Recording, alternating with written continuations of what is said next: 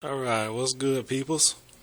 This is a special request video, okay? Special request, how to set up a Motif 6, Yamaha Motif 6.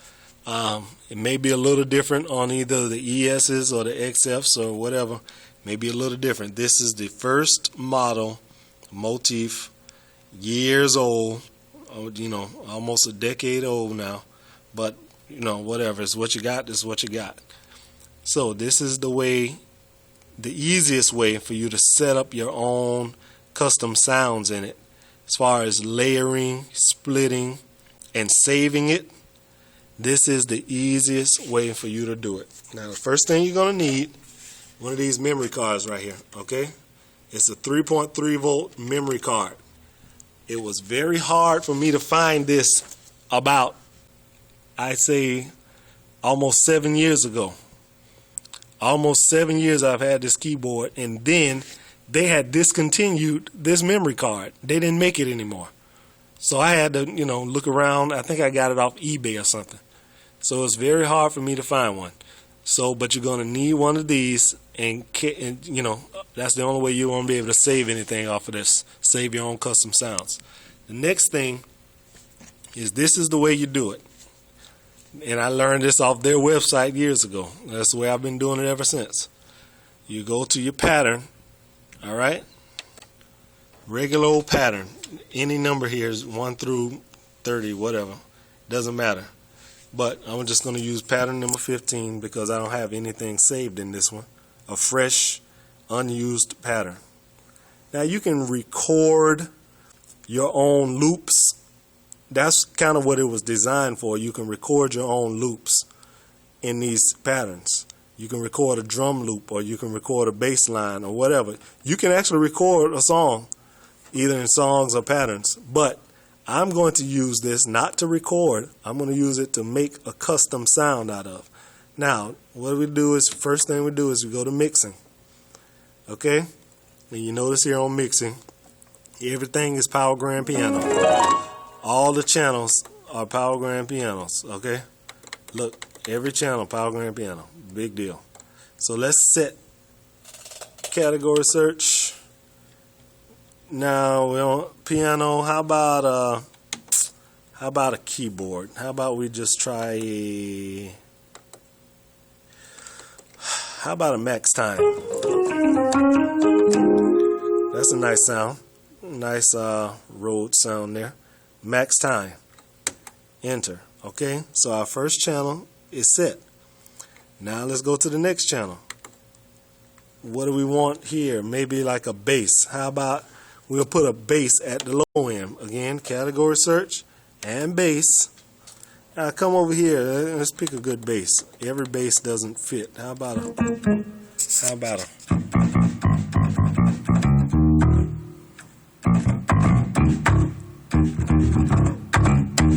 Okay, that's a nice sounding bass. That's like a Preak RW, whatever. That's fine. Hit enter. Okay, now we got a bass on channel 2, but how we gonna play the EP on channel 1 and the bass at the same time? This is how you layer them. And of course, when you layer it, you don't want the bass all the way along the entire distance of the keyboard. You want to layer it or split it. This is how you do it. Okay? And how about I tell you what? Let's go ahead and put a string in there. All right? Just to give you like an undertone, nice background string. Go to this voice, category, string. How about a background string. Okay? So we got 3 channels here. We want to layer. Look, they're all separated.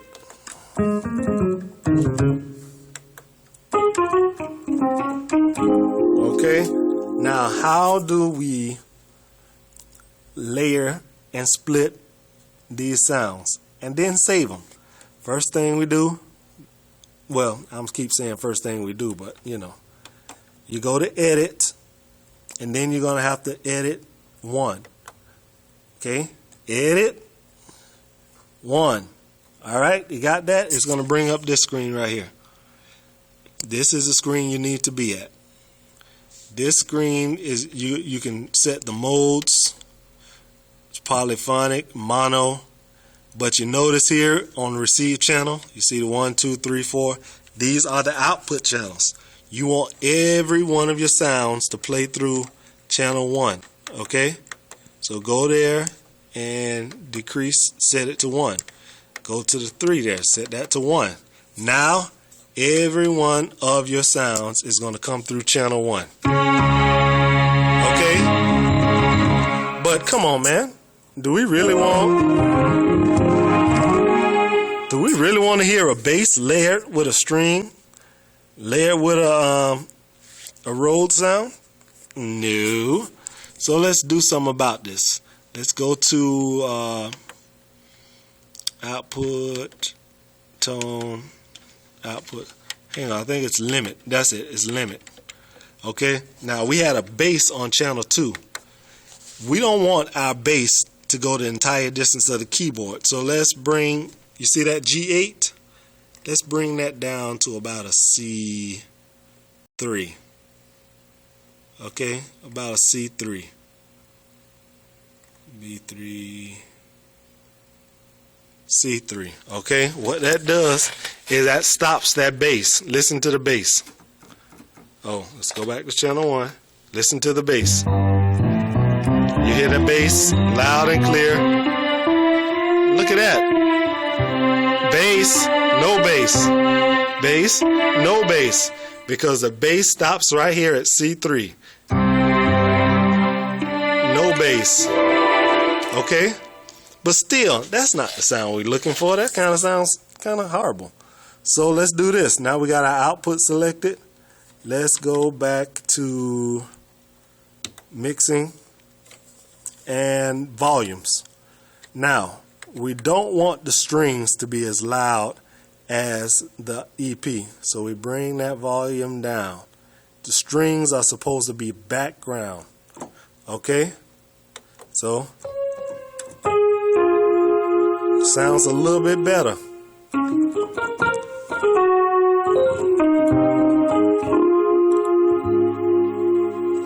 Okay? Sounds a little bit better. Strings are there.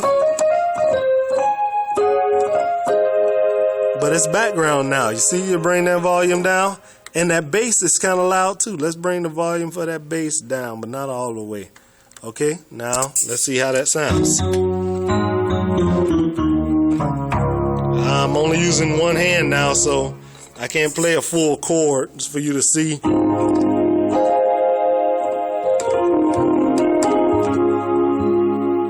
But that sounds a lot better now, right? That's my own custom sound that I just set up in the patterns. But how do I save it? Okay, I got a blank empty track. Go to File, and what comes up on File? You see this? Load, save. I want to save. Alright, I can either save it in a new directory, brand new directory, or I can come down here and change it whatever directory I want. Okay, now here's the thing though. You see this all patterns? If you save all patterns, it's going to save every single one of your channels. I don't want every single one of my channels. I only just adjusted channel 15, so I don't need to save all my patterns. Okay? So here's the folder. Type new directory. No.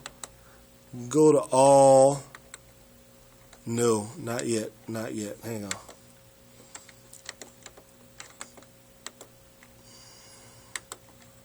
Hang on.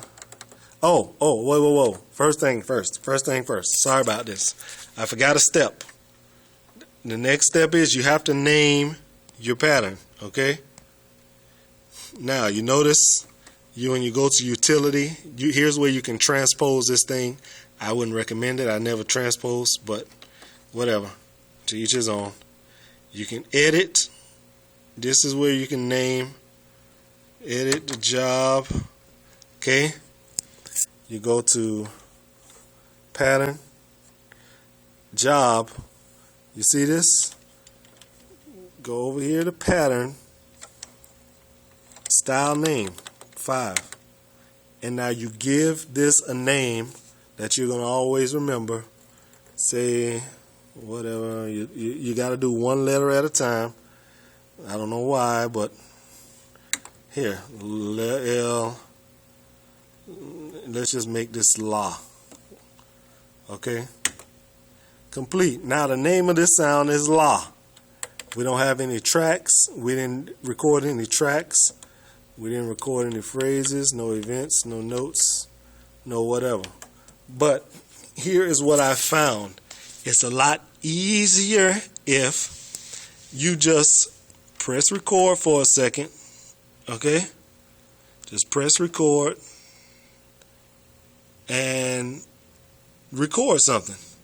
Just record something, okay? Overdub. I'm supposed to be hearing. Type loop overdub. Why is this not recording?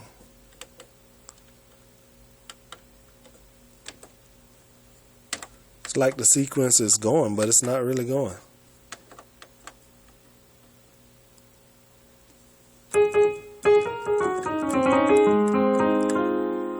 Okay, sequencer, record. You're supposed to be recording something right now, but since it's not, maybe something wrong. I mean, this thing is old. I've been doing this for a while. But on your own keyboard, just record like a note. Just record a sound. Just record a second of something. That way, when you go to save your pattern, it's actually saving something along with your sounds. Okay? Not just saving a sound, it's saving something. So, hit the file you want to save. You want to go here. If you want to rename something, if you want to delete something, load something, save something, config. Remember, now see, when you config, you go to config, make sure that says card, because it's going to save it on the card. Alright? So, you go to save, and all patterns. I just have a folder called all. Okay? That saves all of my own custom patterns. No songs, no loops, no beats. Just all of my own custom patterns. Hit overwrite, yes. Okay, incline, yes. Now saving La. That brand new pattern completed. Now I got La forever on 15. Okay.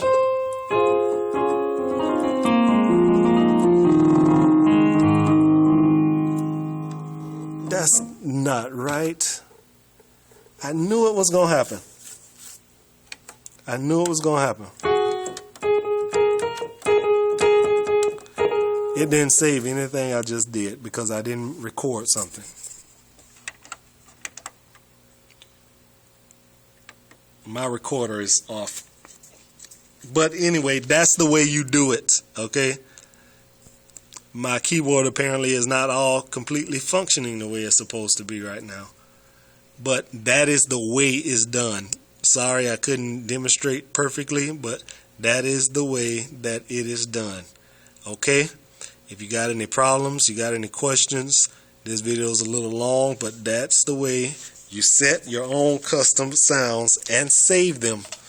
So that if you ever turn the computer off, you know, playing a different sound or whatever, you come back to pattern, track select, and you go right to 15. I'll show you some of my other sounds. This 10.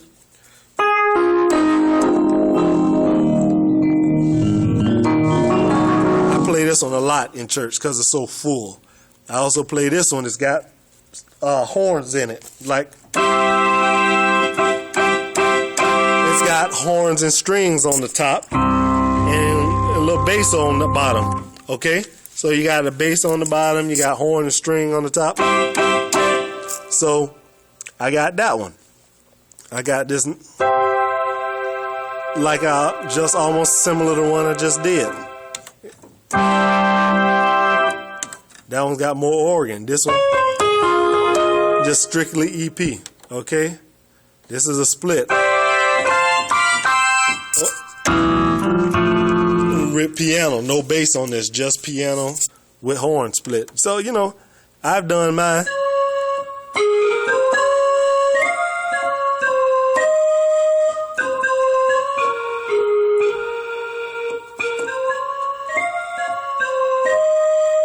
Now, you know that song, that In Humble Adoration song? Wouldn't it be nice if while you're playing that song, 6/5/4, when it gets to the part of the flute, all I gotta do is come over here and push a button. And then, once the flute is done, push the button and come right back. You see? That is how you do that. That's what makes this so nice and fun. Now, there's another thing about using your assign knobs over here in order to set different sounds. Now, watch this. That's like a piano and a string. But the problem with doing it the way that I just did it, I put everything on channel 1. Remember that? So now everything is on channel 1. Channel 2, 3, or 4, don't even matter. Everything is on channel 1. You see? That, so you can't use your assign knobs to control your sound this way. The way that I just did it, it won't work on the sound knobs. I will look into how to do it on the sign knobs, where say you want to bring some horns up a little bit, you turn that one, or you want to bring the strings down. You can control your separate volumes by this. I know there's a way to do it, but I've never found a use for that particular function since I already got mine set. I got my every individual sound I need. It's already set. But anyway, that's my little instructional for today. I hope you found it useful. You remember, like I said, by special request. So everybody else who sat there and watched a boring old video on a boring old keyboard, sorry about that. But I find it that is very useful to know your equipment and know all of the functions and all of its capabilities. All right, peace out.